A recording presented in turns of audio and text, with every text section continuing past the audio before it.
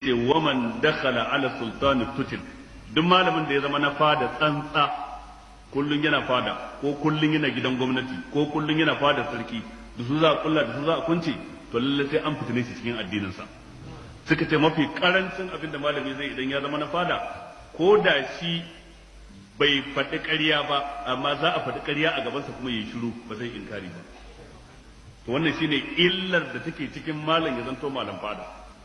Idan ka je fada ko ka je gidan gwamnati ko ka je harkata ta karamar hukuma ko ka je fada mai martaba sarki, wata bukata ce ta kai ka ta tilas wadda akwai maslahar addini a ciki, akwai maslahar ka ko maslahar ƴan uwanka musulmi a ciki, dan wannan sai ka je gidan gwamnati ko harkatar karamar hukuma ko ofishin kwamishina ko ofishin minista ko ma ofis din wani ne.